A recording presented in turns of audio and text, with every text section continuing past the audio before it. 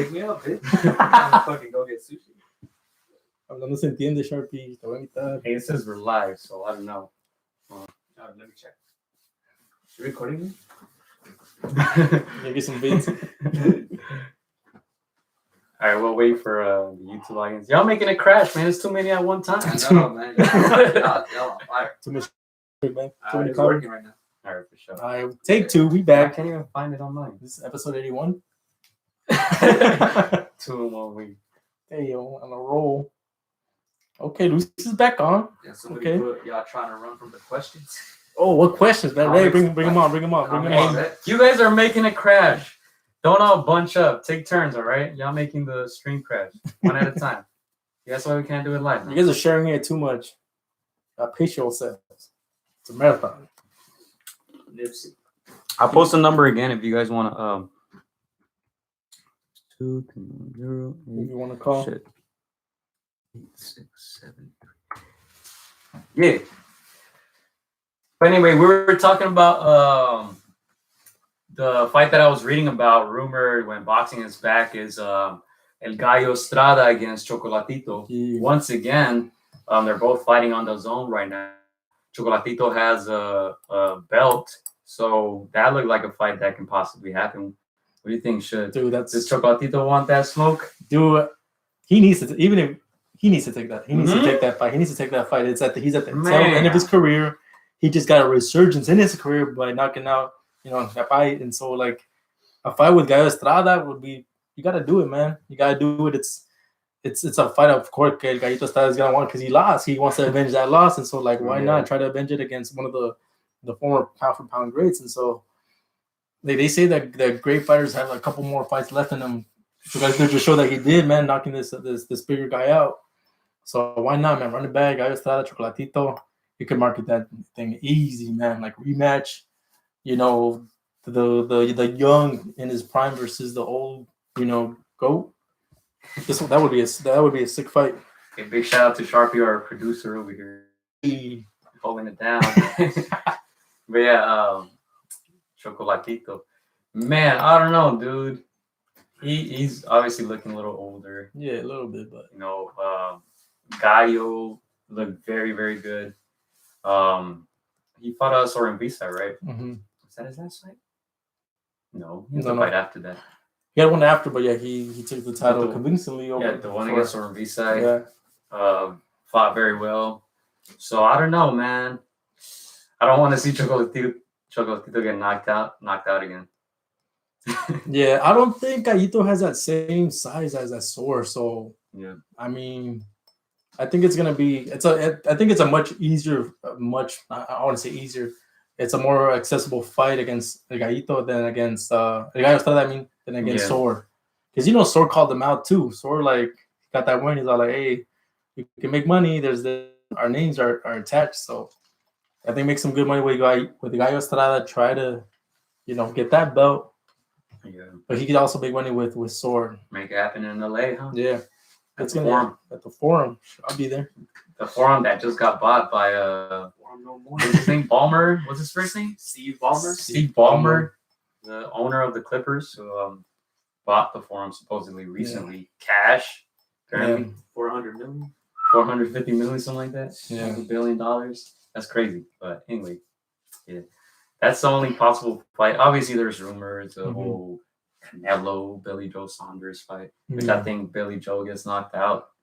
Yeah, I've seen him get hurt against lesser opposition. Yeah, I don't think he can stand up to Canelo punch. And then there's another thing. People call him slick. Like people call Billy Joe slick. Like I see him get slippery. He's a little slippery. I see him get hurt every fight. No matter who he's fighting against, he gets hurt. I think it was his second to last fight. He fought on ESPN Plus. He won virtually every round, but on one of them, he almost got knocked out. That's the thing. He's slippery for like 10 of the 12 rounds, and like 2 of those rounds, he gets a little, complacent, and he gets caught. And you're right, he gets hurt. But dude, I think you said Clippers run LA. Since when? Who said this? Since when? Since when? Yeah, no, Gloria's right. Make some more great fights in LA. That's the Mexican and Hispanic, demographic right there.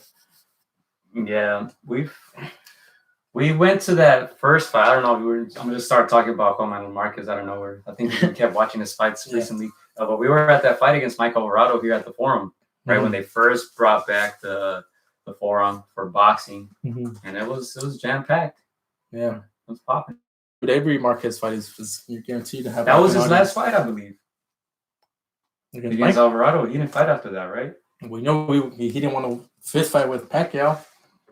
Well, let me correct that. He did want a fist fight, but his family advised him not to go on a high, go on that knockout, which we did see at Lily's. We were watching the fight, and Marquez was getting beat up in that fourth fight. And then he got the knockout. And he said, "No more. I don't want any of this." I think there was a moment where he did think about that fifth fight, but his family kind of convinced him, like, just retire. You finally got it. If you fight another fifth fight, you might get robbed again if you don't get a knockout. So let's just ride off into the sunset. Yeah, one fight that me and Lily did talk about was we wish that Cotto and Marquez would have fought the retirement fight. That looked like it was going to happen. Yeah, that would have been a great fight. Maybe at a 147, retirement fight. Yeah, you really have nothing to lose. It's a paycheck. It's legend versus legend. That would have been, man. I would love to have seen that fight. Styles make fights, and that would have been the great style matchup. But yeah, to go back to a little bit to Billy Joel Saunders, did you see the news? Did you see what happened with him?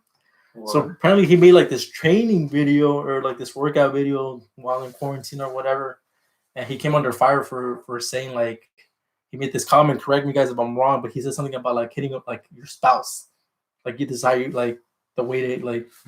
Yeah. So once again, Billy Joel Saunders is. And that guy's a fool. Getting into trouble. It's talking about domestic violence? Domestic violence, yep. So, yeah, you guys, let me know if you guys have heard anything more about that. But, yeah, he came under fire for that. And I guess he had to apologize, made a video about it. But, yeah, Billy Joe just can't staying out of trouble, man. And that's why I keep saying he's going to get knocked out. Like, he doesn't strike me as the brightest person. Like, time after time, he just outdoes himself. Yeah, I think he's a good fighter. What do you got? One of the titles says he apologizes after video shows him teaching men how to hit women during lockdown. Wow. What the fuck is he talking about? Oh. It's like instead of learning how to cook, instead of like doing another thing more productive, he's doing something like that.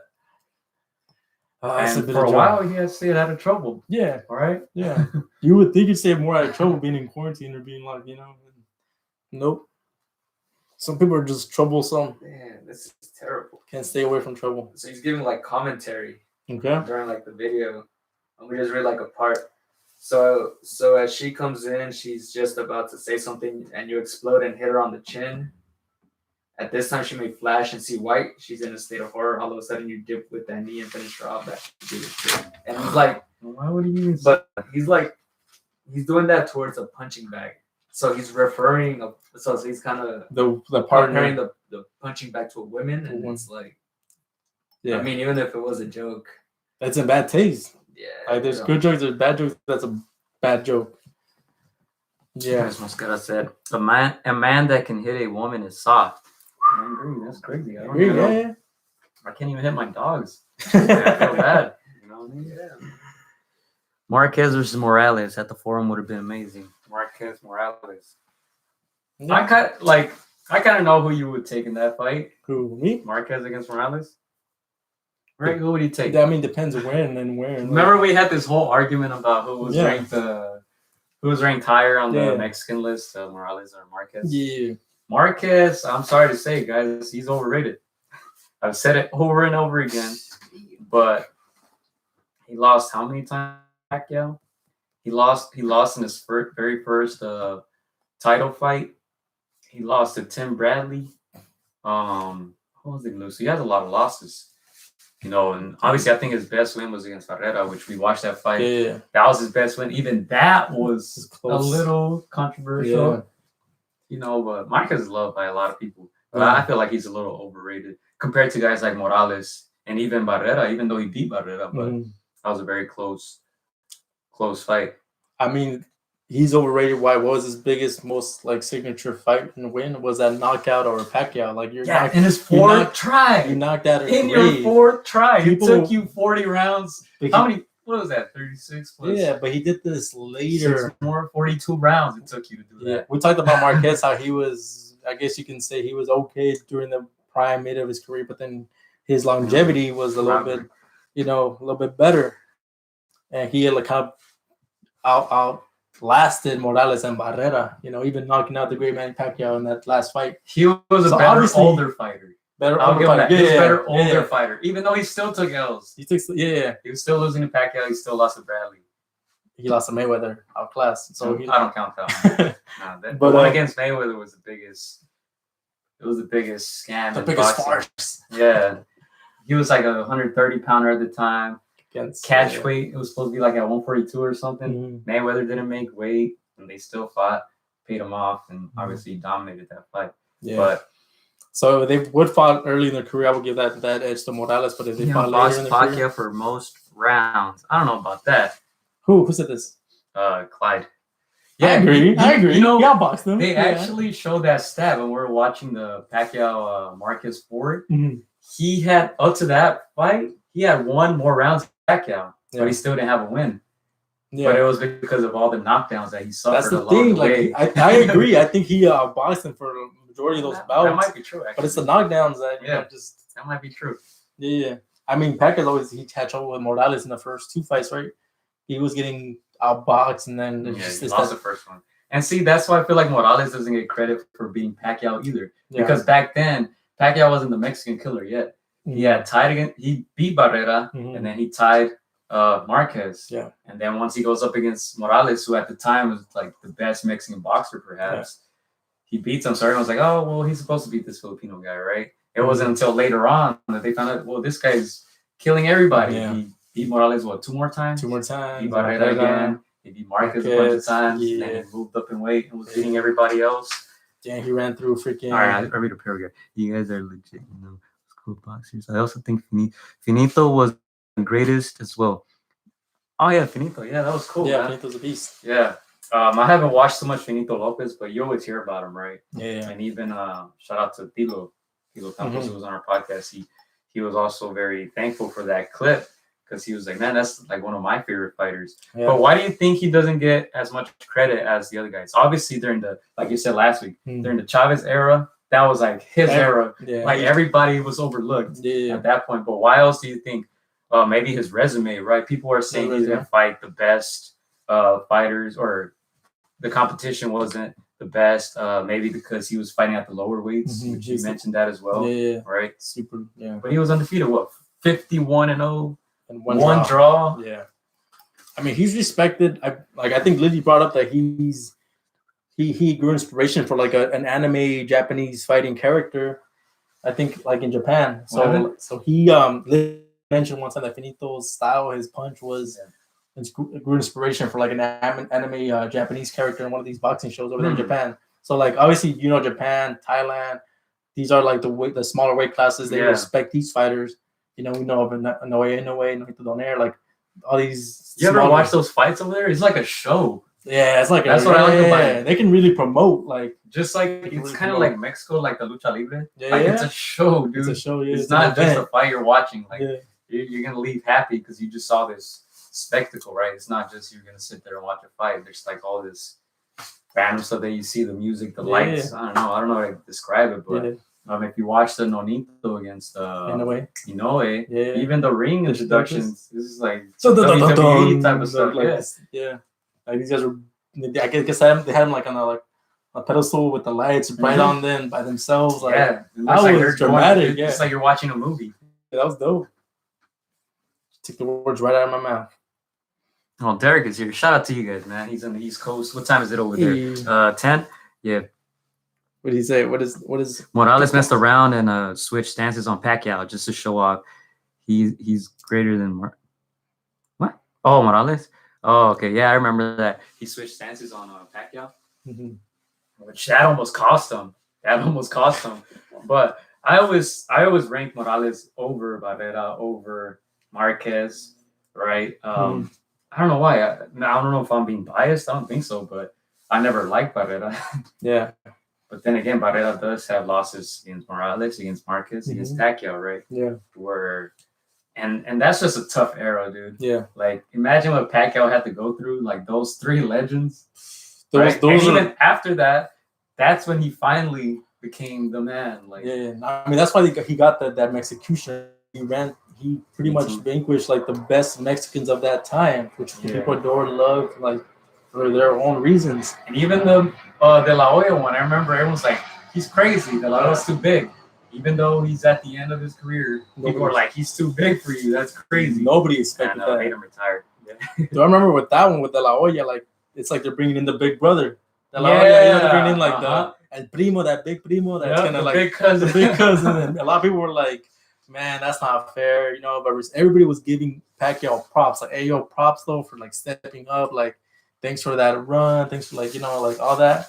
But he's like, we're bringing in the primo, like the big, and he just destroyed Oscar. I was surprised. Like looking back now, he looked hella skinny, obviously weight drained, but like, Pacquiao just looked and just again, this is like a 5'6" Pacquiao, you know, beating a 5'10" De La Hoya. So. I hate seeing Pacquiao getting knocked out. It's so weird.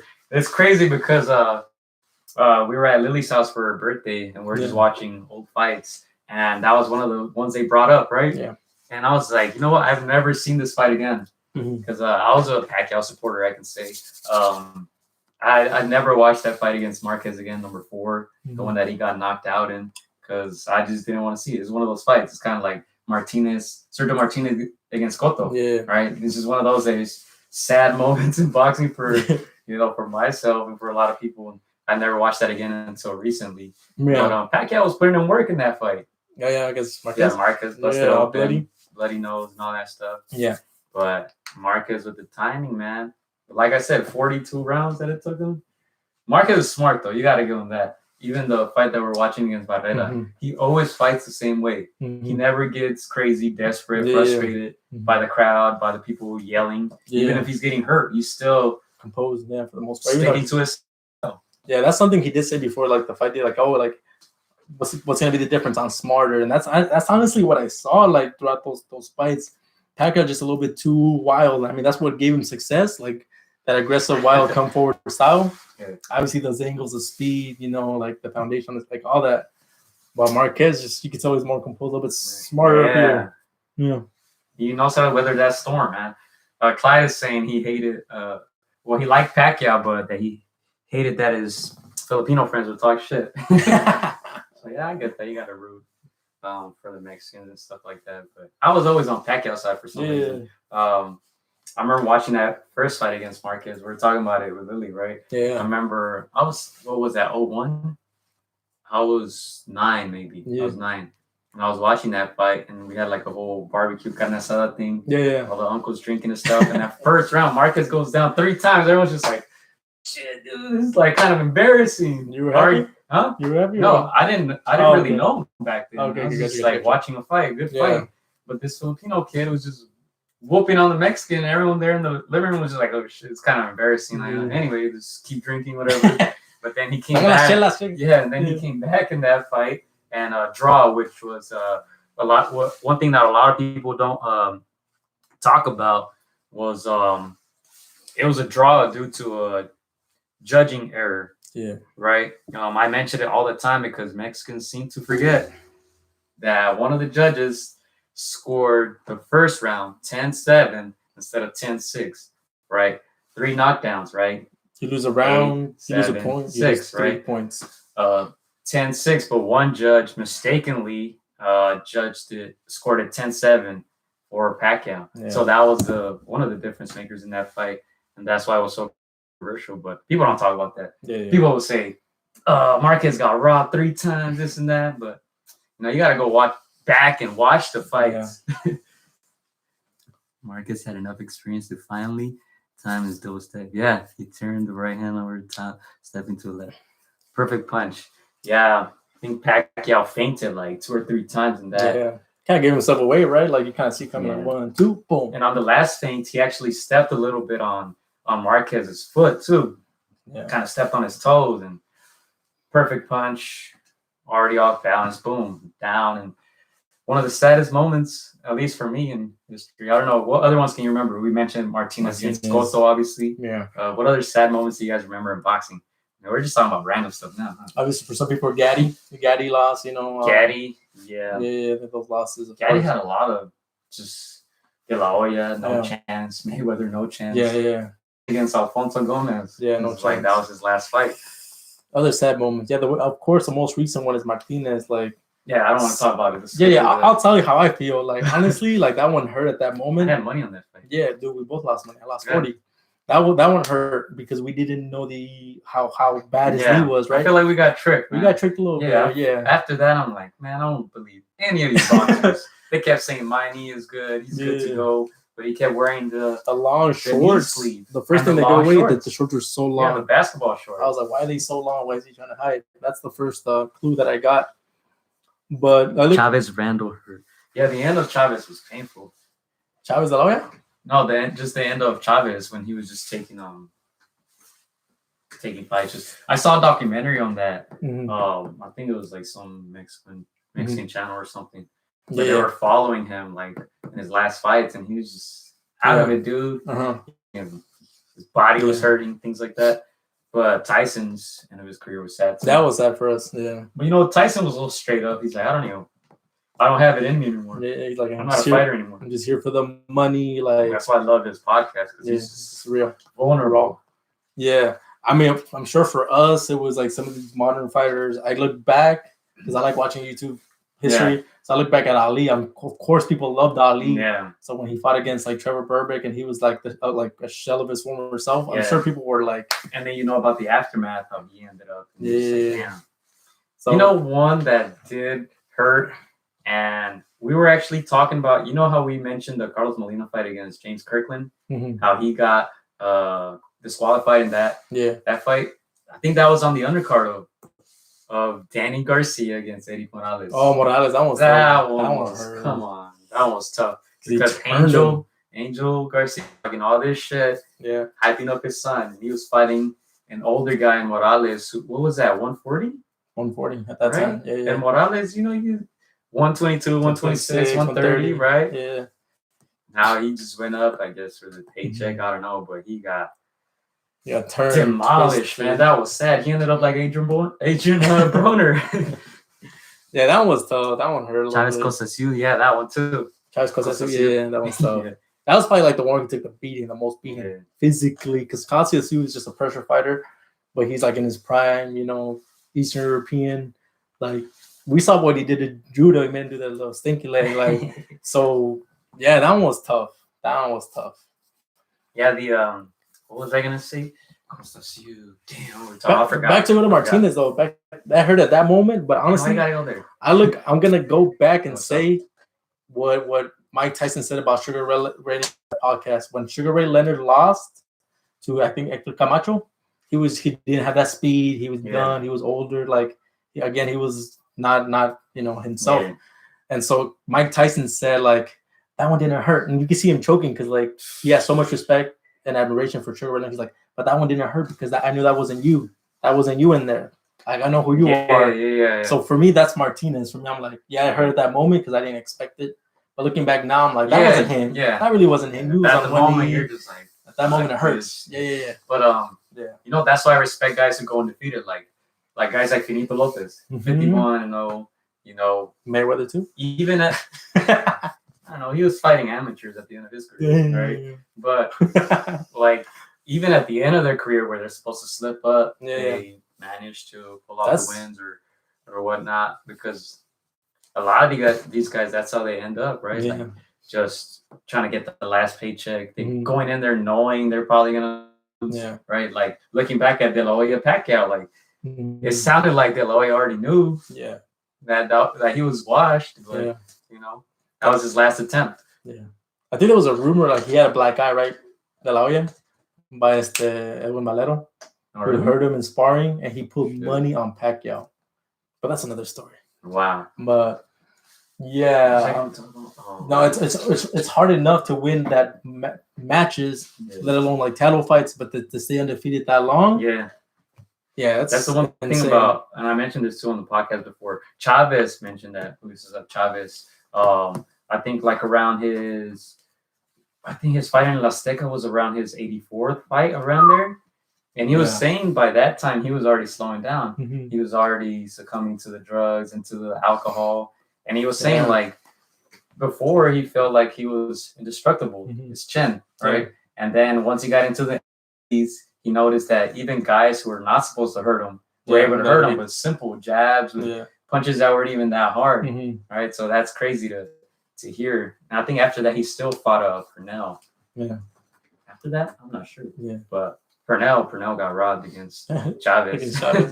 Okay, so I saw the De La Hoya Pernell fight. I know somebody mentioned something about switching stance. That's something like that I thought about because I saw the Pernell Whitaker versus. Are we still on, guys? Oscar De La Hoya. Are we on? I don't even know, man. We might be talking to ourselves. Anyway. Yeah. So have you seen that fight, the De La Hoya Pernell Whitaker? Yeah. Okay. So what do you think about that fight? So from what I remember, it was close, right? It was close. It was close. But obviously, you can see the size difference. Like Pernell was like 5'5", De La Hoya was 5'10". 5'10", yeah. Right? Yeah. And even then, you knew that wasn't Pernell. Yeah, that was a little bit past his prime. Still had that slickness, that swiftness, that defensive, thing that made him like so great. How did that fight end? I don't remember. It was a unanimous decision for De La Hoya. Yeah. But I thought it was very close. Yeah. Honestly, the first 4 rounds were De La Hoya. He was like just beating him to the punch. Yeah, like Pernell had that sweet defense. He was doing everything pretty good, but it was just that De La Hoya was beating him to the punch, still catching him.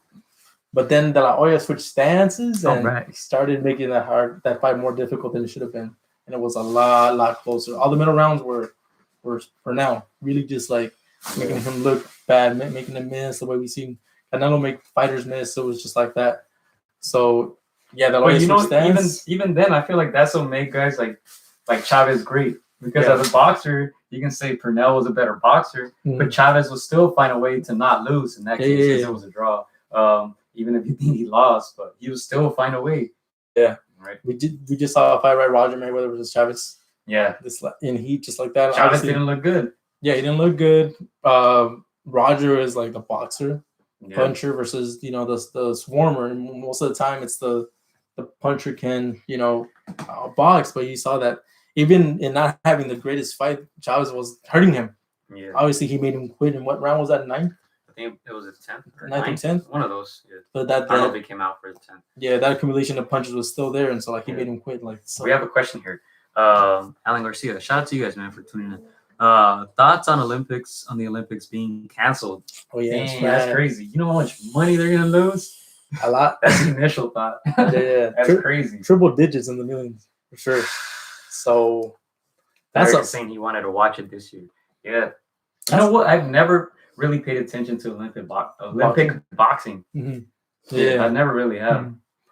Mm-hmm.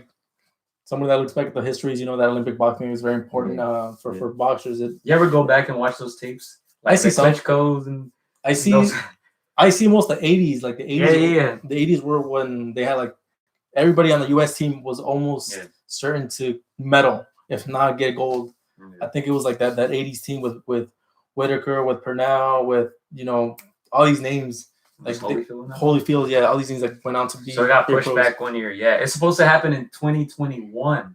You guys think it'll happen next year? That's crazy, dude. A lot of these athletes are just working hard.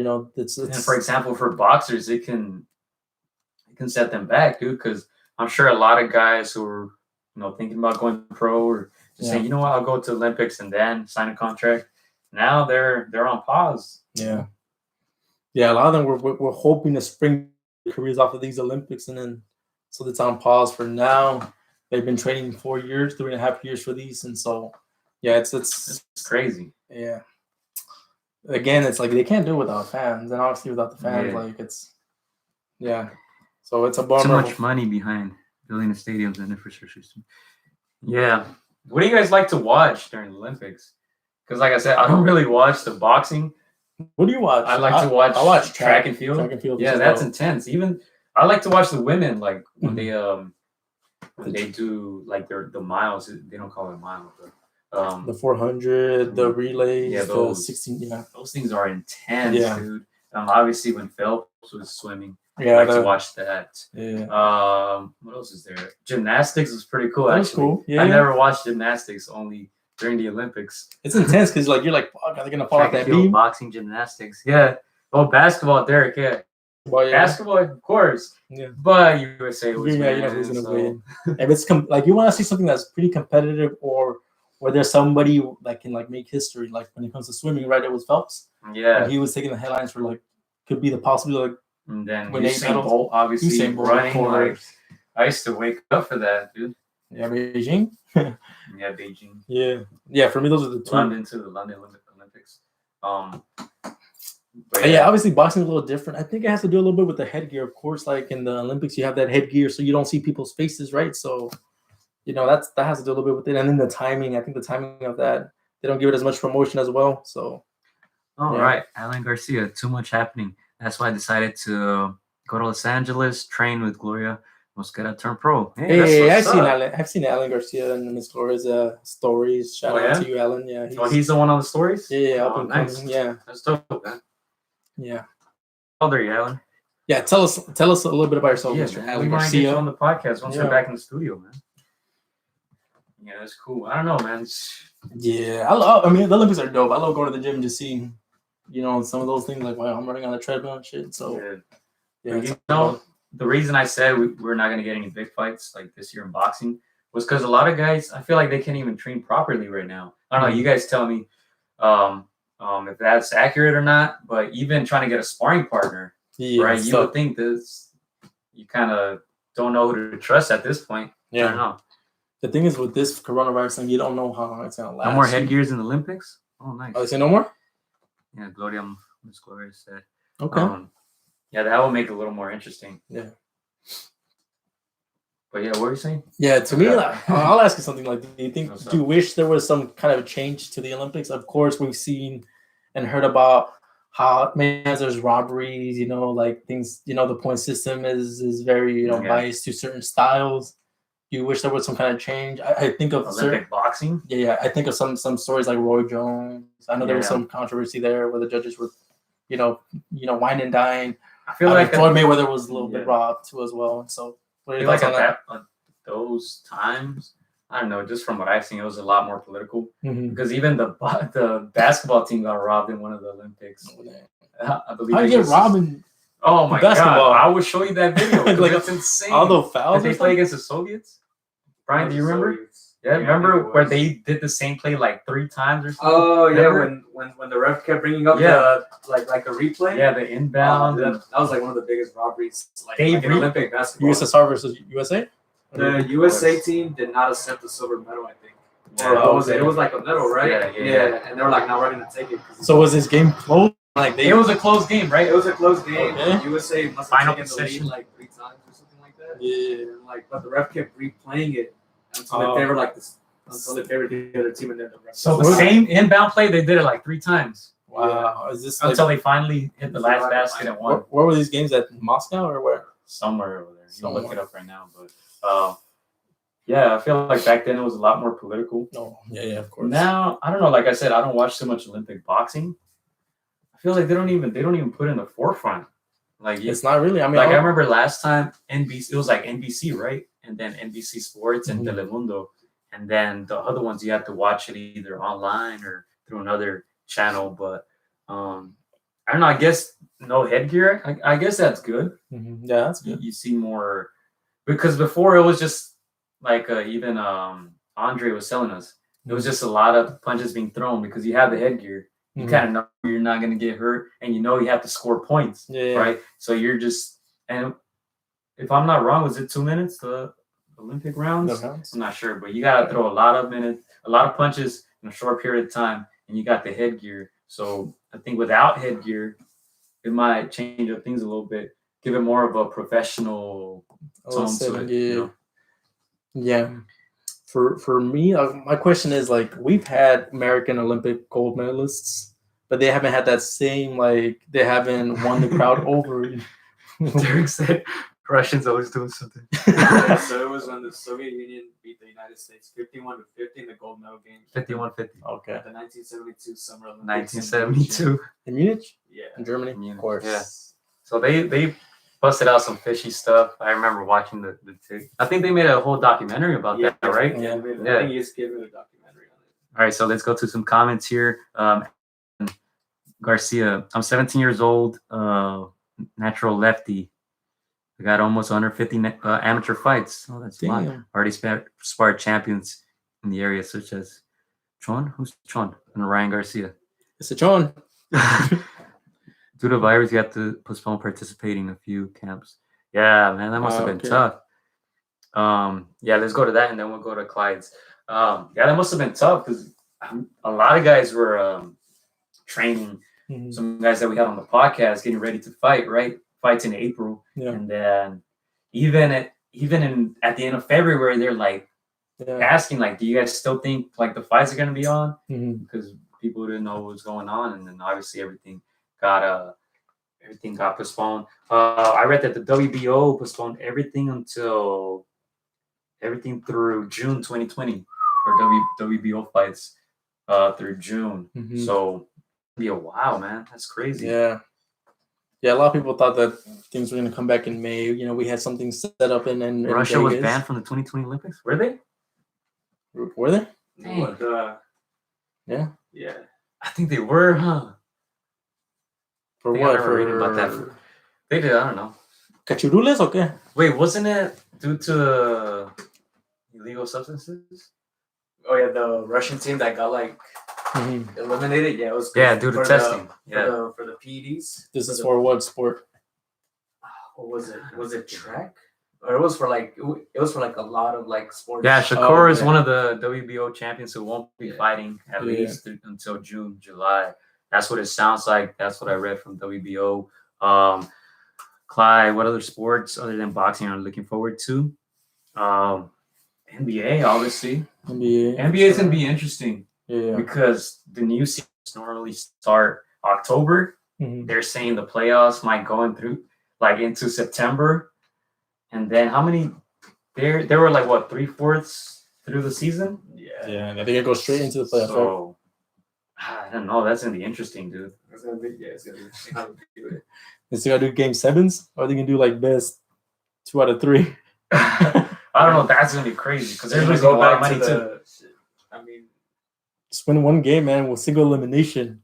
Fuck it. Unless they do or die. Do or die, man. Decide to go back to the 5, to the best out of 5. They might do that, dude. Like, it's a lot of games to crunch in. Yeah, but they're gonna lose a lot of money. And that's the thing too. Like all these guys breaking all these stats records and stuff. They used to play less games back then. Yeah, like it was the best out of 5 until the finals and things like that. So LeBron played like an extra 4 or 5 seasons, right? Like just from playoff games. 4 or 5 How many times did LeBron go to game 7s? Like every single time, dude. And like, so I think that's just the stats. Yeah. I think he already has more minutes than like, was it Kareem or Malone? The stat that I saw, like he already had more, or I think it was Vince Carter. He already had more minutes. Yeah. He had more minutes already than Vince Carter, and Vince Carter was like on his 21st season. Yeah, that's insane, dude. See what other leagues? Eagles winning the Super Bowl. I don't watch football, so. But they never win, right? Eagles never win. They beat the Patriots. Oh, that one year? Yeah, they did. Philly. Oh, he is from Pennsylvania, so that makes sense. Okay, dude. I don't respect like the LA fans who root for like the Yankees and like the Patriots and all this shit. It's like, dude, we have so many teams here in LA. But Premier League too. Premier League for sure. Liverpool is in first place by a country mile. This guy's been waiting years to celebrate. They haven't won the Premier League in my lifetime, so I'm with that too. But yeah, NBA definitely. NBA is there's just so much action, back to back. Obviously, like I think of the Champions League, but you get games like every month, so you kind of have to wait for those. Yeah, NBA is like every other day that you're on TV. Yeah, so, Champions League for sure. I know Clyde is was looking forward for baseball, which I don't watch baseball, so. I know people are missing the March Madness, but that's not gonna happen. I'd rather watch kickball. Yeah, because the first game was supposed to be yesterday or like a couple of days ago. March Madness? No, LeBron skipped college. MLB. Yeah. The first game was. Yeah. I know people are missing their baseball, but I don't know. Why do you guys like to watch baseball? Like, explain it.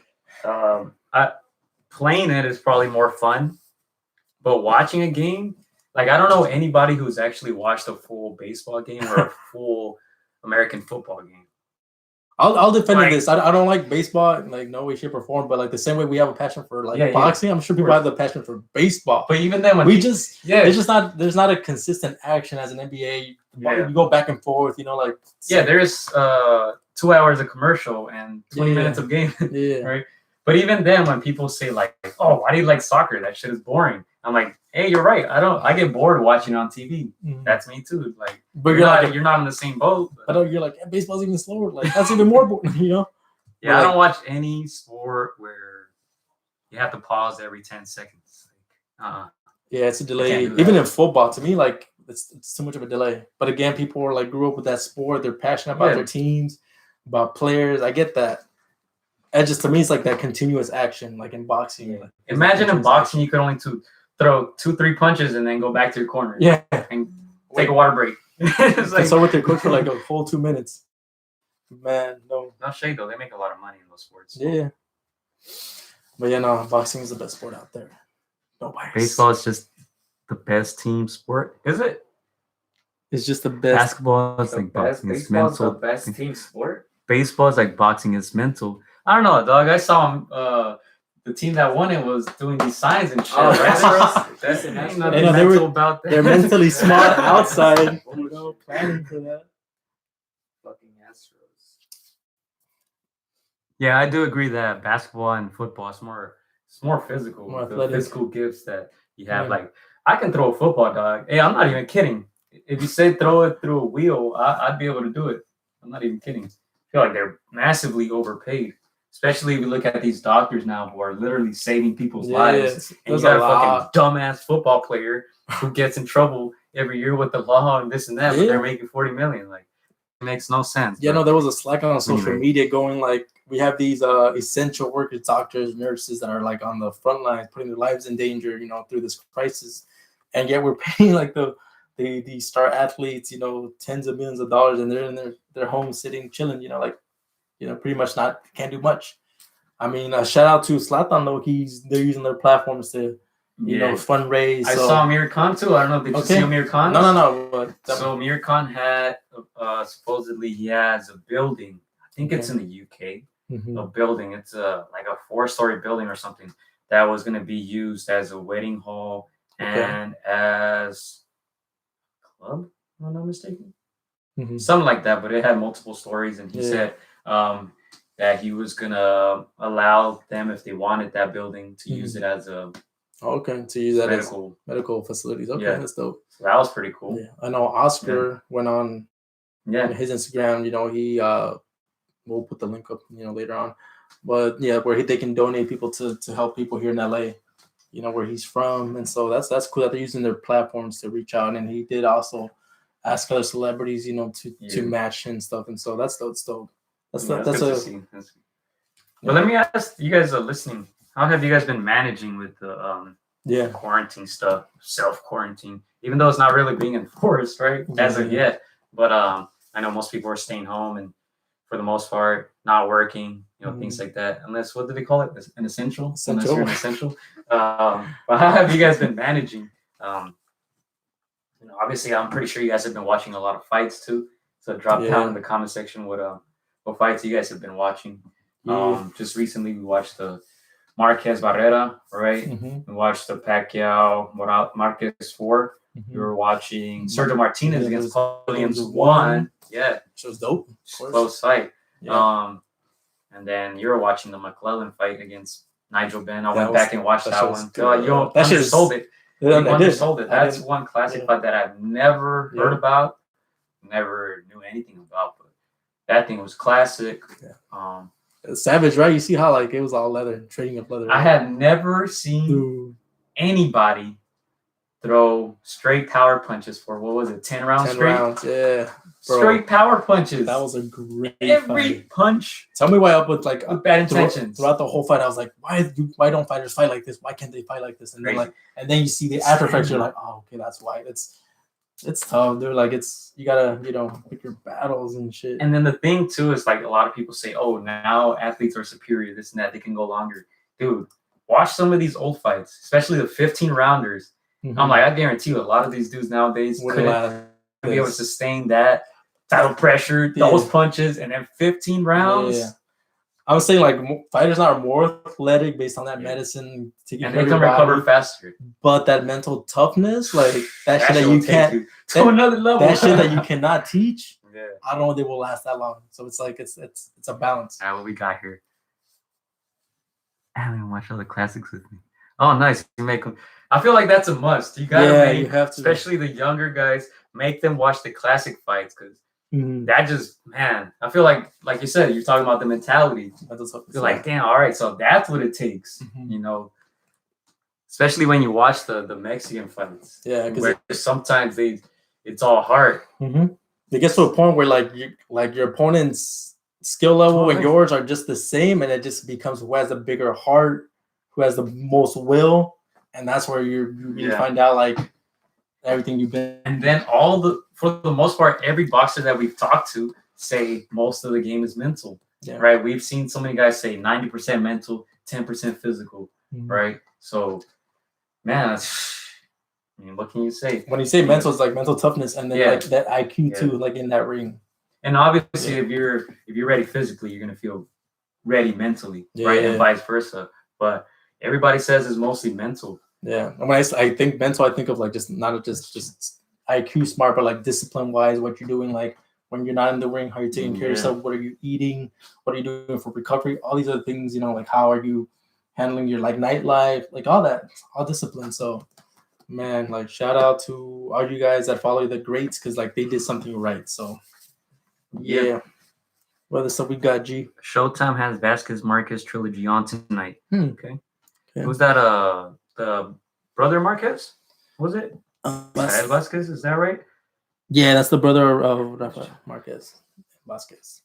All right, what other stuff do we have? Did you see that De La Hoya and Mario Lopez were breaking down that Gaddy De La Hoya fight? They were watching this, so they do like this thing on the zone where they watch their like the fights back and they just break it down. Oh, really? That's pretty interesting. On the zone? Oh. Yeah, on the zone. Okay. So they do this thing every Saturday. I wonder what. Oh, really? Yeah. Oh, nice. I wonder what they're doing tonight. I'll probably check that out after this. This Gloria Seshi makes Roxy watch all the fights over and over. Okay. That's cool. Okay. Because even then, like you learn so much about the politics side of it. Yeah. Right. You see all these quote unquote robberies, and then you see Don King standing over there in the corner, and you're like, oh, okay. And then a lot of these close fights, you can see a lot of these fighters, they kind of regret not stepping on the gas pedal maybe earlier or just doing a little more, right? So I think it's a just good learning experience overall watching these fights, man. And they're the best fights. Those fights. What are some other classic fights that you guys recommend that maybe people haven't heard of? We talked about the Nigel Benn versus McKellen. Yeah. That one goes under the radar a lot, but that one's a classic fight. Yeah, McKellen actually retired after that fight. Ended up in a coma, and he actually collapsed right after the fight. People perceived it as him quitting because he basically took a knee twice. The second time, he just straight up looked at the ref and didn't get up. He was just, and then right after that, he walked over to his corner and he was standing up for a little bit and then collapsed and then was induced into a coma after that. So, and then he never really recovered from that.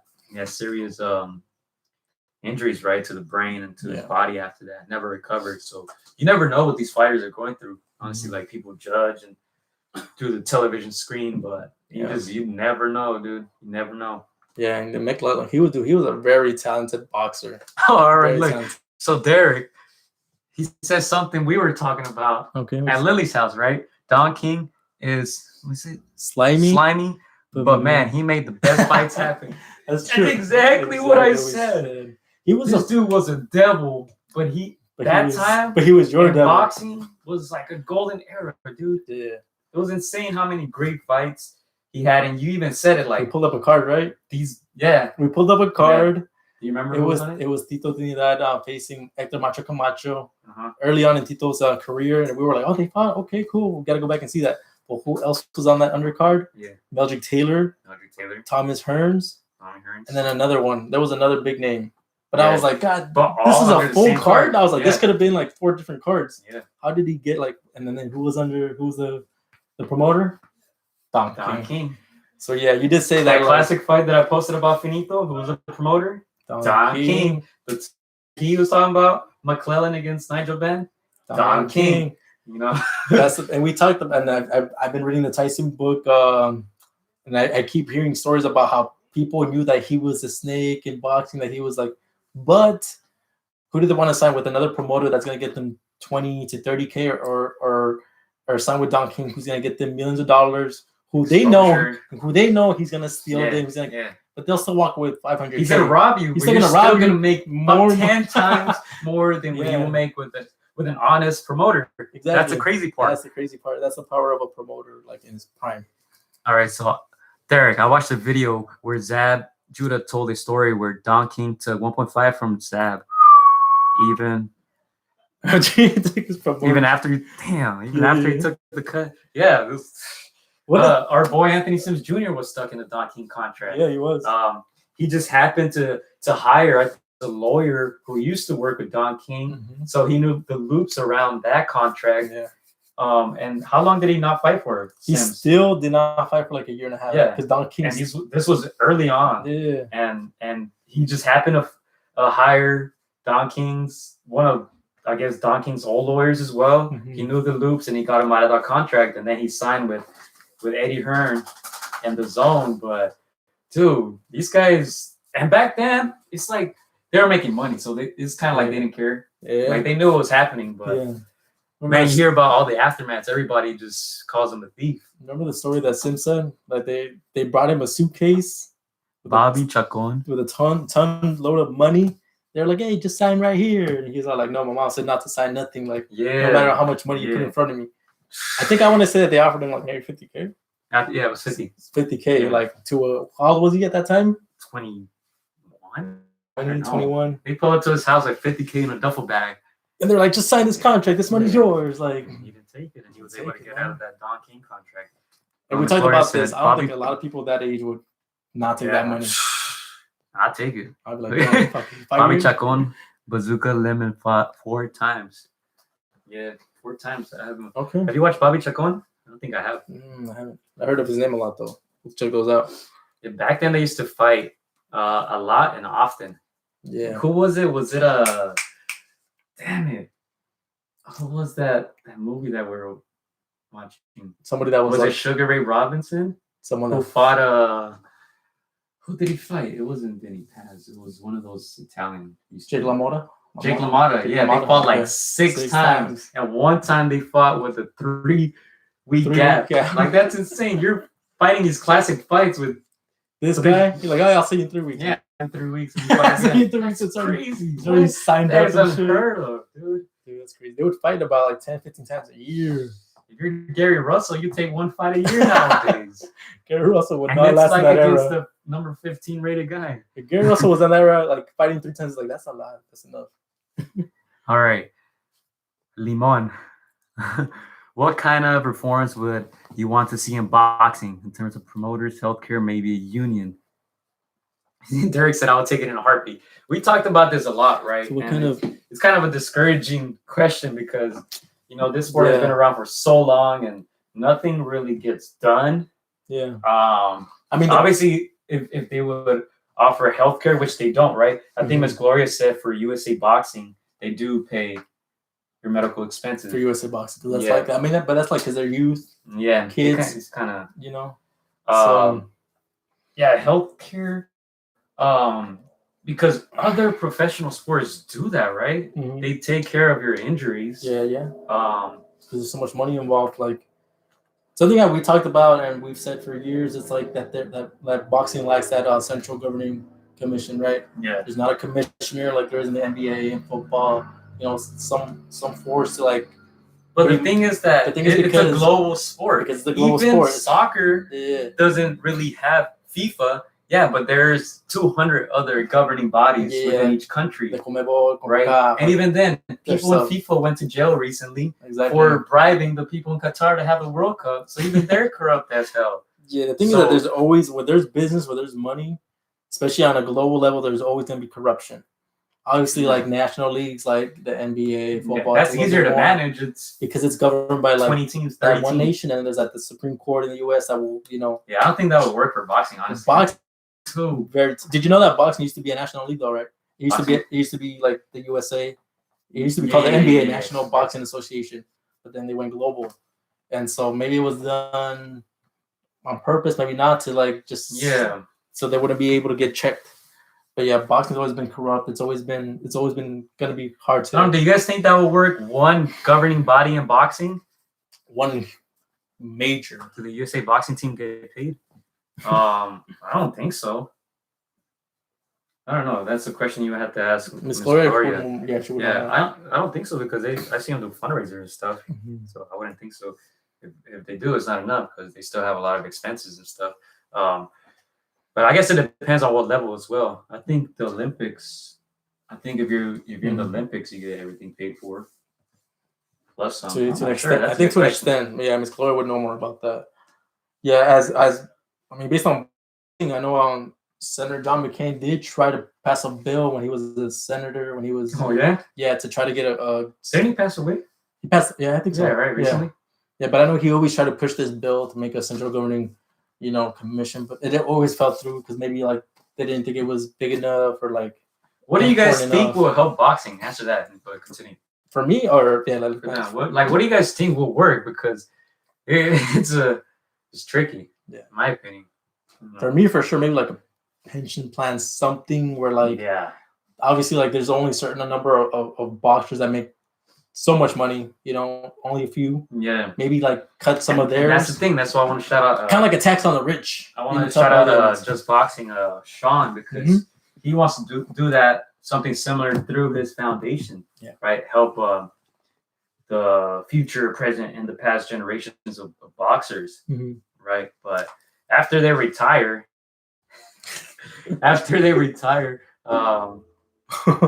sounds sexy. After they retire, they're kind of on their own. Yeah. Like even our good friend Alfonso Gomez, he took how many jobs after retiring? Yeah. And this is a guy who fought against Canelo, he fought against Cotto, he fought against Arturo Gatti, he fought against Sean Porter. Yeah. Who else did he fight against? Jose Luis Castillo. You can name all these names. And after he retired, obviously took some time off, and then he worked in insurance, Uber driver, right? Selling stuff on Amazon, all this crazy stuff. Yeah. Right. So there's definitely no they only pay for a high performance team, you see, when you make the team. It's like whatever you made while you were working, that's what you get. There's no. So when you fight international, all expenses are paid for. Yeah. Okay, cool. Yeah, man. A lot of these. All right, a commissioner overseeing all alphabet organizations. Yeah, that'd be cool, like a FIFA, right? Because a FIFA, but not a self planter. Maybe somebody. Because like FIFA, they have the person. Yeah. FIFA, right? The president of FIFA. But even then, all the countries have their own rules and regulations that they kind of do on their own, but they still have to abide by the FIFA rules. So maybe something like that in boxing that can work. They got to follow certain rules, but. Okay, let's do a hypothetical, and this is open for you guys. Let's do a hypothetical. Who would you guys nominate to be a commissioner? Who's somebody respectable in boxing like that you would but the NFL, nominate to be the NFL is one it's a nation. Country. Yes, country. You're talking about so many countries. Like FIFA has problems. Like you saw the FIFA scandal. Like even those fools are taking bribes for this and that. I mean, because WBC. Let's bring it like Conmebol is in South America, CONCACAF is in North America. WBC is based in Mexico, so it's like mostly Mexican interest.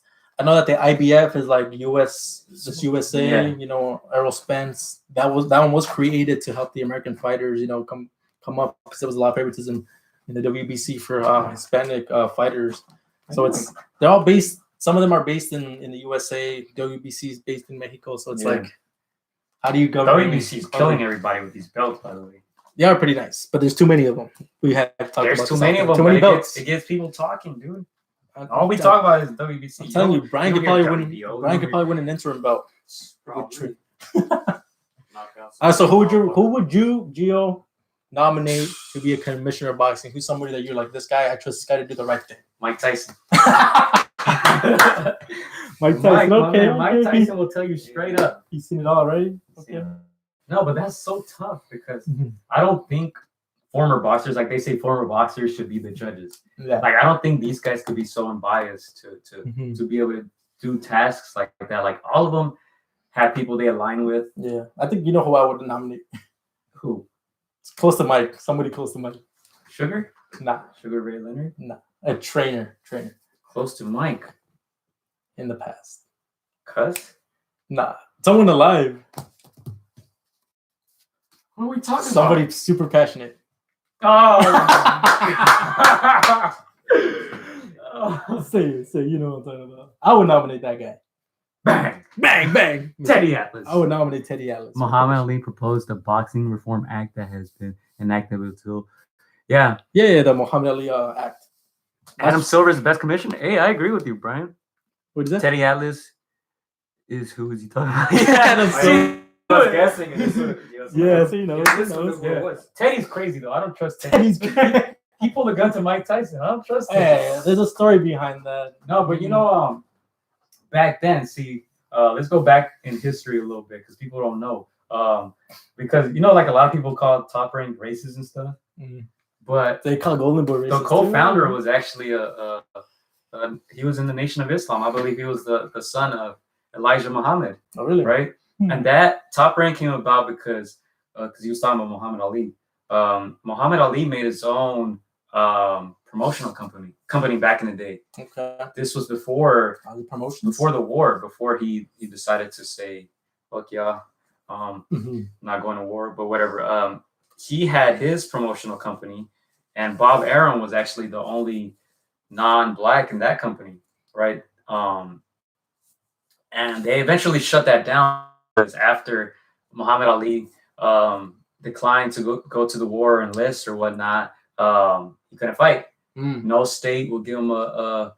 See, a lot of people think he was like in prison this whole time. He really wasn't, but they took away his license to fight, so he couldn't fight in any state. It was, all the. Wait, so this was the Supreme Court, right?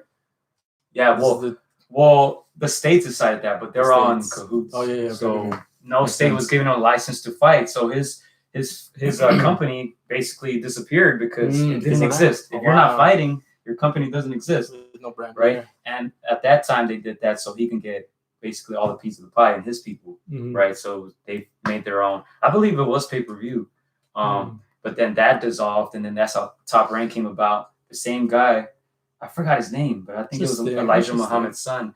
And Bob Arum made Top Rank. That's how it came about. But I don't even know how. I think because he mentioned Muhammad Ali, so I'm talking about that. I think he's talking about the Muhammad Ali Act where, like, no promoter can be manager. Yeah, you can't act as a manager or promoter. You don't want to. They can't cross those interests. Look at us knowing our shit. Yeah, we know our shit. We know our shit. Do know shit about boxing. Man, Teddy's perfect. You think Teddy's perfect? Ooh, who said this? Derek. Okay. Roy Jones. He said Roy Jones too. Roy Jones. Roy Jones loves to comment. I think it has to be someone with no political connects, man. Because even Teddy, that's the thing about Teddy. He preaches all this stuff that he's against the corruption, this and that. But people used to get popped back then for paying these media companies and these news companies to get their fighters a higher rank, right? People used to get caught up for that and fine and stuff like that. And in a way, Teddy is a guy who contributes to that because when he was on ESPN, and when he would put up his top 10 pound for pound, he was putting, who was he training? Was it Bivol? Or who was he training? He was training, I forget. Was it Bivol or was it the other guy? No, damn it, the guy who Lily lost. was on. She was telling us. I know what you're talking the about. guy who lost to Bitterbeard. Yeah, was it? Gosdick, right?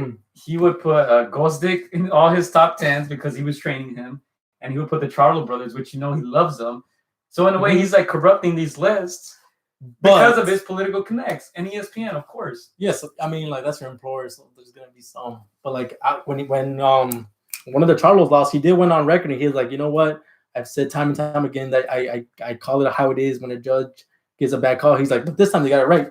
So even though you do know he has love for the Charlo brothers, he did call him out like, no, you lost that fight. So yeah, even that you're corrupting these top 10 lists or whatnot, which do influence the people who actually don't watch the fights. If you just look at this list, you're like, oh shit, Charlo brothers, they must be really nice. I understand what you say. He's too emotional. He might get too emotional. But I feel like that's for TV as well. I feel like that's for TV. Yeah, that's good for TV. That's good for TV. But as a commissioner, you have to keep it cool. If we ever get emotional, it's for TV.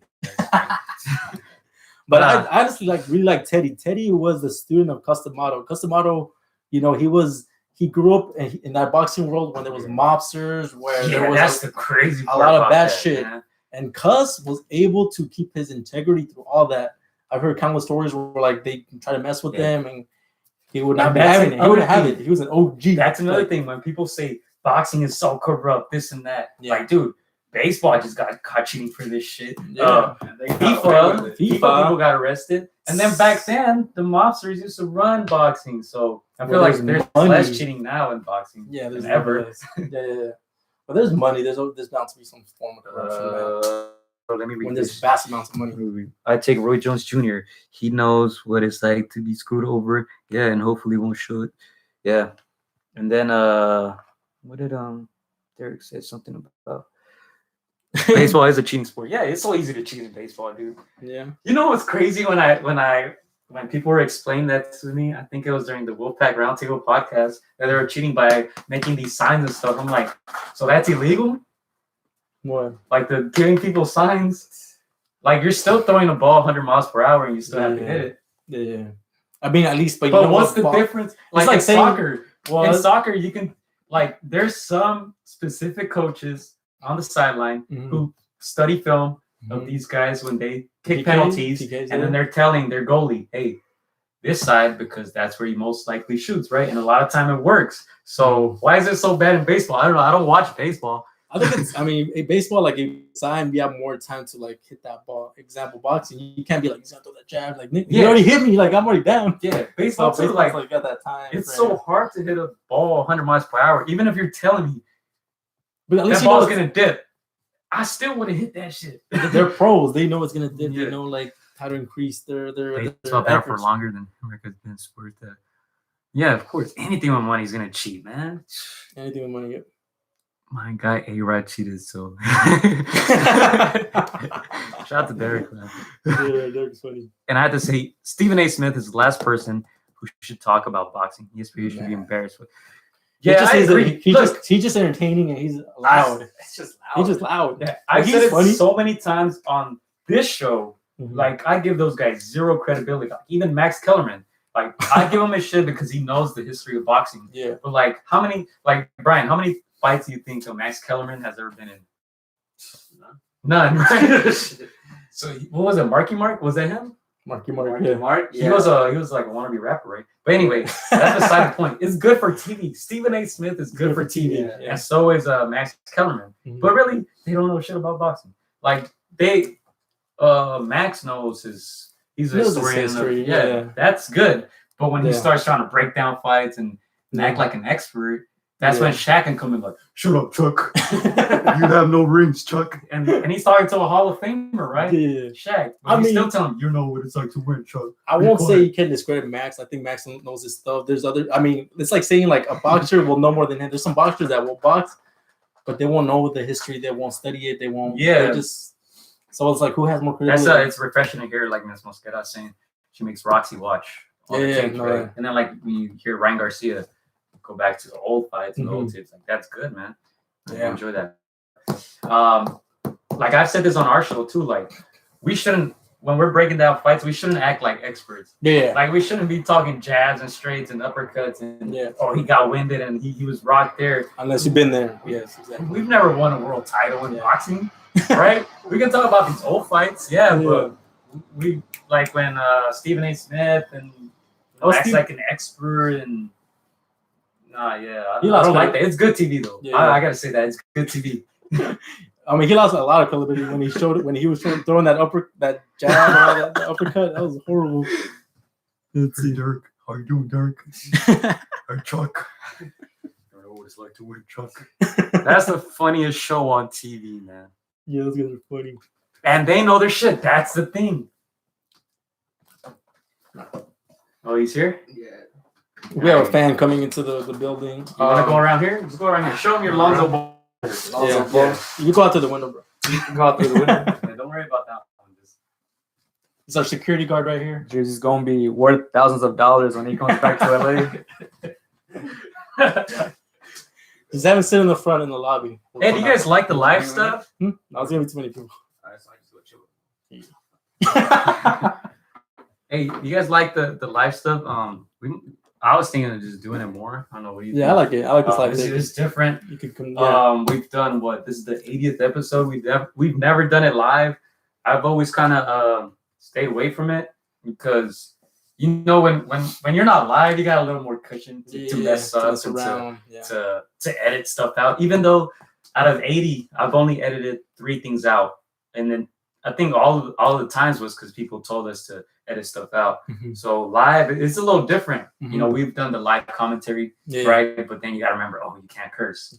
Over there. Over here, we're a little bit more lenient. Yeah, and then also you can't say stuff that will trigger people because then they'll go off in the comments and call you an idiot and this and that. Yeah. You know, but I like the editing stuff. But this is cool. It's working, right? We're an hour 10 in and it didn't mess up. The first one messed up. I don't know why, but I like this engagement. Yeah, that's something that we love from our fights, commentating. We like engaging with the audience, hearing your guys' comments. You know, telling us you guys, man. what you guys think. You know, thank you, Clyde and Derek, man. You guys are this is fun. Oh, thank you, Glory. Thank you. Yeah, I know Sean from Just Boxing. He stresses out a lot when you guys should see him pre-show.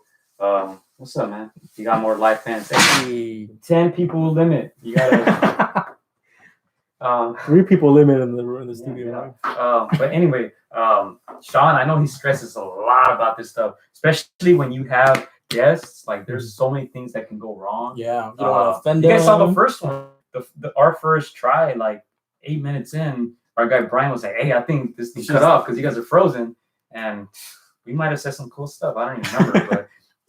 It's a lot more stressful, but yeah, we'll evolve this slowly, you know. And then we'll watch the tape and you know go back to the drawing board. Right? That's what every boxer says. We'll watch the tape again and then see if we like it or not. Talk to our promoter, you know, see what he wants to do next for episode 31. We'll see. Cool, man. Well, I think we'll give you like 15 more minutes. I don't know.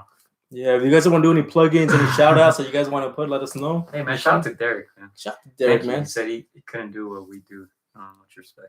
Man, I appreciate it. Hey, Derek's from Pennsylvania. Hey, Derek. Shout out to you guys, man. He just said that they're recently been ordered to what's the term they use? Self quarantine, like self-isolate or so it's okay. So they're like into effect. Yeah, in the East Coast. Ours is a little bit more loose. But we're supposed to stay in, but yeah. Hey Derek, what do you think? What do you think of my boy Christian Pulisic? I know he's from Pennsylvania. Do you watch soccer? You watch soccer first of all. Christian Pulisic, he's like 22. 21, 22. Plays for Chelsea. Hey, you guys go follow a Comics Vet. If you guys want movie reviews, sorry Comics Vet, I'm just plugging you in. But Comics Vet, if you guys want movie reviews or do you do shows? I think it's just movies. Mm-hmm. But he knows his stuff. He's a vet when it comes to comics. So please subscribe to his YouTube channel as well. And then follow him on Instagram, Twitter, and all that, Facebook, all that stuff. We appreciate you guys. And follow him as Gloria G Boxing. Oh, nice. Follow Right Hook Roxy, up and comer. Yeah. Did you read the comment? No, you just said it off the top. But Miss Gloria said, please send a shout out to Roxy. Who's in Mexico. What part of Mexico is she in? I did see the live. Saludos a Roxy. Espero que tu español mejore mucho cuando regreses. Y vamos a hacer un show en español, okay? Hey. Yeah, she is definitely like shout out to Roxy, man. Shout out to Roxy. She's one of the future of the women's boxing for sure, and her mom right there behind her. Colima. Oh, nice. Oh, Colima, cool. Hey, shout out to you. Hey, you guys follow Roxy as well. I'm pretty sure you guys are already following Roxy, right? But she's a star in the making, man. Yeah. When we had her on the podcast, that's what everybody was commenting on there. Like, she's gonna be a star. Yeah, her mom and her, Miss Florida, you guys are gonna change the game. So that's I can't wait to see that. Oh, for real, it's gonna be exciting to see you guys in 5 years down the road. All right. Yeah, and of course, Mr. Alan Garcia, 17. I didn't know he was 17. He looked a little bit older, so hey, dude, don't say it on camera. That would be one thing. Alan. That part out. I'm talking about Alan. I thought he was a little bit older. Okay, you say you look more mature. More mature. Yeah, so that's good. Young up and comer. We'll definitely be following. Yeah, keep working hard, man. The future of boxing, you got to believe it, man. Before it happens, before it comes to fruition, you got to believe it into existence. Yeah, they say 90% of the game is mental. So, man. Yeah. Right. Yeah. What else was I going to talk about? Shoot, I forgot. What were we talking about? You know what? I do give a lot of props to Lily from Chicana Boxing. Because she does her lives by herself. By herself. Yeah. We're chilling here. I can't do it without this guy. I don't think I can do it without this guy. It's hard. Yeah. I did it that one time, but even then I had to insert a lot of clips and music in the background so I wouldn't sound dumb. But even now we we just had some food and some drinks and they were like, all right, let's go in. And then two people is way easier. Yeah. And then you guys' interaction and good comments make it a lot smoother. Yeah, a lot easier. So what's up, Miss Gloria? Are you down for a Spanish only podcast? When Roxy, when we're back in the studio, and when Roxy comes back from Mexico, Spanish only. We've done about, is it like 4 now? 4 Spanish. We've done Johnny Gonzalez, Spanish, Pablo Cedracano in Spanish, El Bandido Vargas in Spanish, and then Tinin Rodriguez, our friend from Spain, trainer of Sergio Martinez. He was live from Madrid on the phone with us in Spanish. I actually like it in Spanish too. It's cool. At first, I'm like, dude, how are we gonna do it in Spanish? Like an hour 30 in Spanish, but it was great. Yeah, it was good. And hey, that helps us too because we practice our Spanish. I mean, like we speak it to nuestras tías, our moms. We just don't do it like as often. So it's good that we get that. Bro, what's up with you and the Clippers? Yeah. If we ever have any of the Clippers guys come in, we'll do it in Spanish. I give Clippers credit now because they're putting their name on the map. And claro que sí, ya está lista. Eso es todo. I watch comedian Tom Segura. Oh, I heard about his. Oh, they put the CCN. Yeah, I heard about that one. But you watch Narcos too? Yeah. I'm sure Narcos is good, like Spanish. Listen to that in Spanish. But Clippers, I give them credit because they got rid of their racist owner. Yep. Right. But they're still a side chick. They're like that side chick that no one wants. Right. They're still staples. And I was listening to this the other day. Who was it? I don't know if it was Jalen Rose or. Dang, I forgot who was talking about it. But they're like, dude, even if Clippers win a banner, like, can you really put it up at Staples? Like, that's still kind of embarrassing because there's 16 on that side, and then that's why they need their own arena and stuff. They have started their own history. You know what? I can't say I like the Clippers, but I hated them less when they did have like Elton Brand, Chris Kaman, Lamar Odom. That was a lot of. I remember that was a lot of good like advertisement because you saw the commercial like Elton Brand, Corey Maggette. I need to learn Spanish. Simón Paisano, you gotta learn. I'll change your name to some Spanish. I was with Clippers since I was little when they were trash. Not a bandwagon fan at all. Okay, that's respect. Yeah. But you know what, Clyde? I don't know if you're familiar with Nori, the rapper. He was popular like in the early 2000s. He has a podcast called Drink Champs, and he had Lamar Odom on it recently. I think it came out yesterday. But Drink Champs, they drink on the show. Okay. And as we know, Lamar had a lot of problems with that stuff. Right. And he was drinking on the show. Lamar? And he started smoking weed. And supposedly they were about to fight because I think Lamar got a little too drunk. But I was watching it actually before I came here. I was watching it, and it's like 2 hours and 30 minutes long. And but I was barely like 1 hour 30 in. So I recommend that if you guys want to watch it. They were about to fight? Yeah, the Clippers just bought the forum. Yeah. Dang, yes, he probably just kept that to an hour. Send Lamar home. Yeah, 1 hour 30 in, he had at least 9-10 shots when I was watching. That's crazy. Damn, we're gonna fight like in. He was. No more. We got the gear over there. I don't know. I'm gonna throw a jab out of nowhere. All right, you gotta beat the champion. Coming for that title. I'm here to take the title away from the champ. You know what, dude? But I can't let it go to the scorecards. But yeah, I was talking about Lamar, and it's crazy because remember when he was like in a coma or something? Yeah, that shit was bad. Yeah. He was saying that he didn't take any drugs. So he's like, I don't know what happened. I didn't take anything. I guess they must have set him up or something. Damn. But he said, I didn't take anything. I don't know. We crazy seeing the inside. Yeah. And you know what's crazy about the forum? That was Lakers town before the 80s, Staples Center. 70s, So even there, 60s. you got to make your own arena, which I think they're going to do. I don't think they're going to tear down the Forum. I think because even the Forum is Lakers. That's Magic and Kareem right there. If they tear it down, that's yeah. sticking it to the They Lakers. started playing at Staples in what 99. In 99, so even Kobe and Shaq got to play at the Forum. The champ is here. That's right. Yeah, so y'all gotta go to Orange County, go to San Diego. I don't know why y'all left. There's a market there.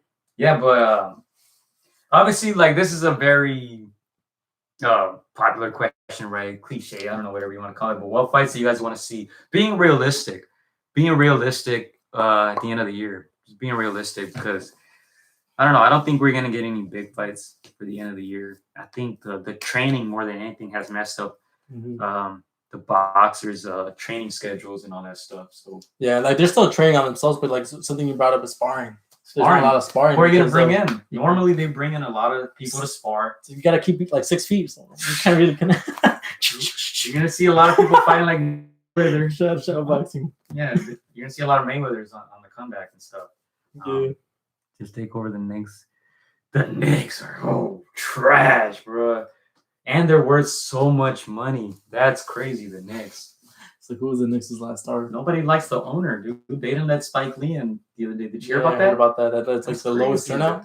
The best player from the Knicks, Spike Lee. The only all-star in New York. They don't let him in through the side door or whatever. But that's funny.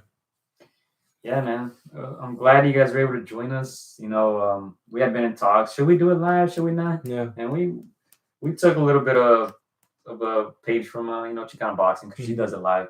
Yeah. Cynthia Conte is going live on daily now, and she's starting her podcast as well. Cynthia Conte. Yeah, it's Nancy too.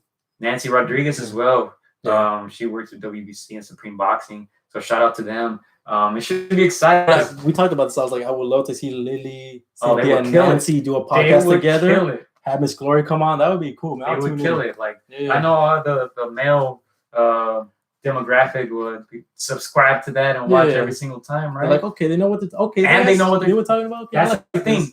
You're saying, like, it's not just about looks, because the looks would just be the extra, right? That's how you grab them, but they know what they're talking about. Yeah, so that will keep. They know what they're talking. Yeah. Cynthia has been on our show twice. Lily has been on our show like 10 times. Yeah. Right. And then Nancy, we've been on just boxing with her when she was there. She knows her stuff. We've been in Nevada Athletic. Yeah, she's awesome. Yeah, knows her stuff. I want to eventually Spence Crawford. Man, that's probably not gonna happen for another 2 years. Yeah. Yeah, because Spence, we don't even know. The owner just got corona. No way. The who? The owner of the Knicks. I know New York is gonna be happy. That's messed up, but yeah. Do you think Spence Crawford will happen anytime soon? I hate talking about this because I feel like it's not. That's the one everybody wants to see. That's the one everybody wants to see. But like, Spence is late 20s. Just had that accident. Yeah, coming back from that, getting into that mid-30s. I don't know, man. I would hate for that to be one of those fights. Like, I never got made. Pacquiao. Yeah. I mean, even that one got made late, but like, imagine you go down like it never got made. Like, we want to see that fight, so hopefully it happens. I know you say 2 years. I'll be happy if it happens in 2 years.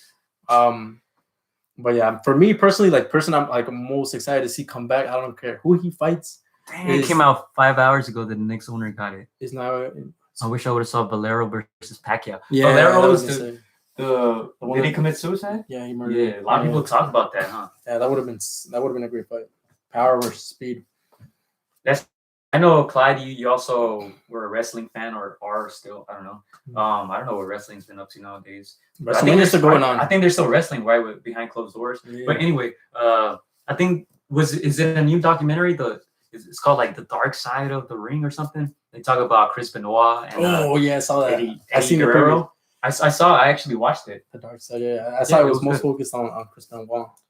Yeah, but that's crazy. Man.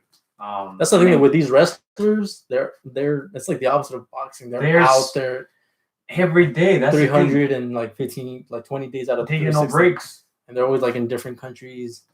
And so like for them, like this is like a silver lining that their families get to have them home You know, so because those guys are always on the road, always. It's like they're like the world circus. You know, they're always Vice. everywhere.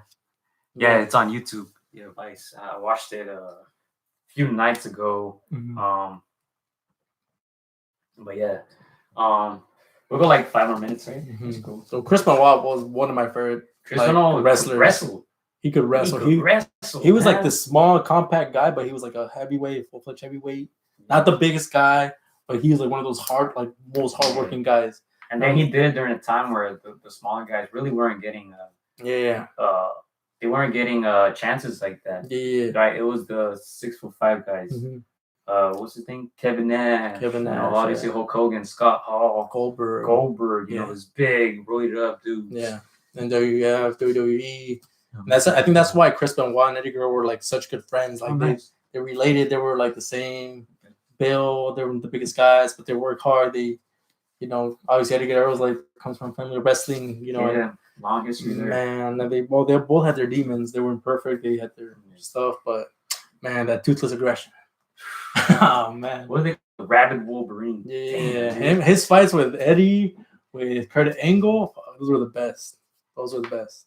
It was just all physical. I was so young when that happened, man. I didn't even know what happened until I grew up. Dang, that's crazy. That happened. The Benoit one happened during a time where I kind of stopped watching wrestling because it was kind of down a little bit. Yeah. And then, I just heard about it later on.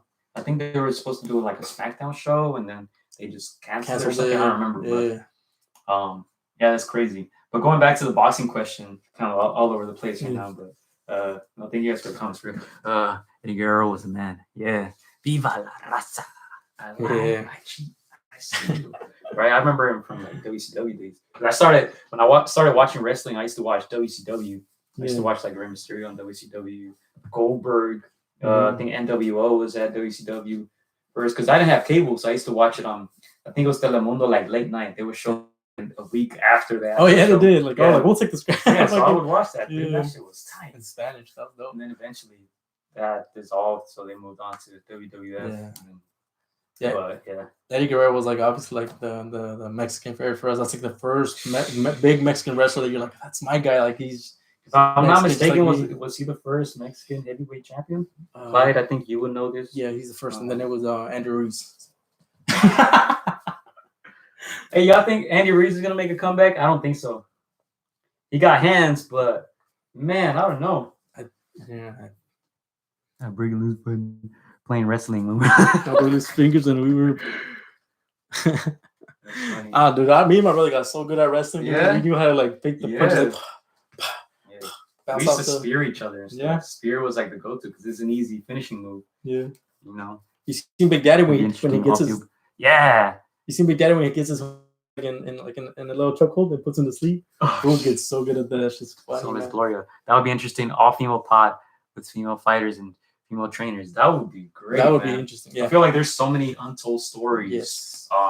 It's crazy. Like they all have very good stories. Even I know La Cobra. Ruiz Adelaida. I always like telling the story because we were there on her pro debut.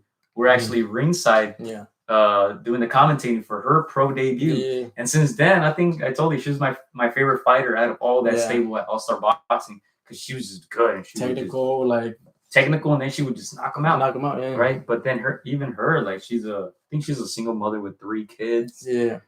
Works, then has to go to training after, and it's just crazy, man. It's crazy, and you just kind of hope that they get their chance. I kind of had some intel on that. Some stuff was supposed to go down, her fights, but then they got postponed due to injury, this and that, and then this whole thing. Yeah. So, man, you just hope that everything resumes back to normal soon because, a lot of people do. I don't want to say depend on this, but it sets you back. Yeah, it sets you back. You're not getting any younger. Yeah, that's if you're approaching your 30s, and now you got to take 7, 8, 9 months off of boxing in your prime. I was just gonna tell you this. Like for some younger fighters, it might not affect them as much. But some of these fighters, like this was like their make or break year. Like they needed this one. They needed this time. So hopefully they're able to bounce back from this like minor setback. Yeah, Clyde. female boxers to get promoted more. Definitely, Mm-hmm. man. Look, I've said this many times on the podcast. I don't really watch female boxing, and that's not even on purpose. Like, I just don't happen to watch it either because the fights don't get promoted as much on TV, or because they're the 10th fight that doesn't make it on TV, or they're the first fight on TV where you're not even tuned in. But I don't watch much female boxing, but there are a lot of good local, very good female boxers who can get to that championship level. Obviously, Cobra is one of them, right? Roxy, I'm sure she's going to be a world champion eventually, when the timing is right, when she turns pro and then gets the right fights. But Miss Gloria here, I know a few stories I'm working on a doc as we speak. Man, that's cool. That's crazy. And hit us up when that's done, because we'll share it all over the place, because there's so many stories that people need to hear about. We get the privilege of listening to stories, having all these boxers on our show, whether it's a Hall of Famer or whether it's a guy who's 2-0 or 0-2, right? Everybody has a story. You just don't really hear about it because it's not out there like that. And that's one thing I dislike about boxing. Our promoters really promoting. They're promoting whatever is like to their most business benefit. Yeah, you promote your star, but what about all the other ones? Right, and that's where boxers have to take it into their own hand too. Promote yourself, get yourself out there, because you're not going to tell me. Shout out to Blair the Flair Cobbs, but he's not even one of the top ranked yet, right? If you look at the ratings, you won't find his name. You won't see his name, but he's put his name out there. Like, go on Instagram, you're going to hear his name. You hear people say like, "Oh, he's not really there for Sean Porter," but you're just talking to him in the same sentence as Sean. Yeah, that means he's doing something right. So, yeah. With me, with the women's side, like some of the best fights we've seen have been some of the women's belts. They go under the radar because obviously it's not the same coverage and stuff. But like the Taylor fight with the Belgium fighter, Pursuit, that was a great fight. Toe action, very close. We which I read that Pursuit was actually going to try to fight in the Olympics. I guess that's illegal, and then she lost she didn't make it through the Belgian. She lost in one of the rounds, so she was not going to make it, which is crazy. You see, that just tells me there's a lot of talent even at those levels, and there's not much disparity there. But just some comments here. Katie Taylor versus Armando Serrano be a war. It's sad that we can name top 5 men boxers in just about any weight class. But we can't name more than 3 female boxers. ESPN did a lot of promotion for Shields, but that's about it. I see Blair, a local Philly guy, is first coach. He's cool. So Blair is cool. He's entertaining. But man, it has to change eventually. It has to change eventually, and I feel like it's the new wave, the Roxys of the world, who are gonna change it, man. I really do believe that. Cool. Yeah, bro. Hey, y'all gotta go to sleep soon, so we're gonna let you go. We'll probably do this next week, right? Yeah. Like I said, we'll review the tape. If we like what we saw, it's like I don't like it. Take it down. But we're gonna head out in a little bit. Any last comments you guys want to give? Thank you guys once again for joining us, man. I know I don't know, a lot of people are just sitting at home, just chilling, looking for things to do. Netflix, right? Yeah. Netflix podcast. Classic fights. Right. You guys could have been anywhere else, but you're here talking to us. So man, we appreciate it, man, for real. I think this is encouraging to do more lives, because I had never done a live, and it's cool. It's chill. It's fun. Yeah, I like the interaction, man. Yeah, and this is pretty good. It's a pretty good episode for not having a lot of boxing content. So you can only wait till this boxing comes back on. So excited to talk boxing with you guys in the coming weeks, coming days. You're about to watch some of this fights. Okay, sure. Tiger King. Hey, what's up, sir? He's sitting over there in the living room, and he's Tiger King. What's up, man? Keep it up, guys. Love this shit. Thank you, Clay, man. We appreciate that. And we'll get better at this, I'm sure. This is the first time we're staring at the screen the whole time instead of looking at the camera. I had some notes down and stuff, but man, you guys are giving us good material. So thank you for joining us. I guess we can do this a weekly thing live. It's pretty cool. We'll see. And you guys will also be able to find this audio hopefully on Spotify, Apple Podcasts, and all that stuff. I'll post it on there as well. But man, thank you. And I'll try to post some stuff on Instagram. You guys. Yeah, you got anything else? Cool. So you guys can always follow us on Against the Ropes _ on Instagram, againstdaropes.online. As our website. Anything else? No, that's it. Derek, Tiger King is worth it. Tiger King is man. You seen it? No, I haven't heard about it though. I'll watch it eventually. It's just funny. I'm catching up on Mike's Tiger podcast. Mike Tyson. Yeah, thank you guys. Thank you, Miss Gloria. Thank you, Clyde, Derek, my man. Thank you guys, man. We'll be back soon, I guess. Yeah, right. Hey, thank you guys for joining us, man. Stay safe. Stay entertained. Just have fun, man.